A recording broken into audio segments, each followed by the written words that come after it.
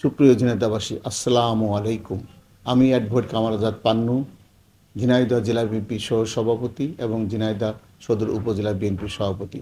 আপনারা সবাই জানেন, 1 মাস সিয়াম সাধনের পর আগামীকাল মুসলমান ধর্ম অবলম্বনকারীদের সর্বোচ্চ ধর্মীয় উৎসব ঈদুল ফিতর উদযাপন করতে যাচ্ছি।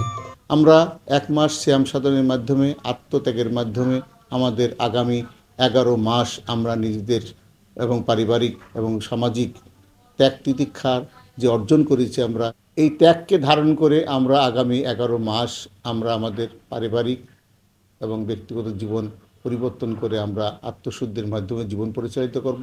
আমি সমাজের পিছিয়ে পড়া সব মানুষকে সাথে নিয়ে ঝিনাইদহবাসীকে সুখ দুঃখে ঈদ মানে আনন্দ, ঈদ মানে উৎসব, এই আনন্দ এবং এই উৎসবকে ভাগাভাগি করে নেওয়ার জন্য উদাত্ত আহ্বান জানাচ্ছি। আমি আমার ব্যক্তিগত পক্ষ থেকে এবং আমার দল বাংলাদেশ জাতীয়তাবাদী দলের পক্ষ থেকে সবাইকে জানাচ্ছি আন্তরিক শুভেচ্ছা ও অভিনন্দন। ঈদ মোবারক।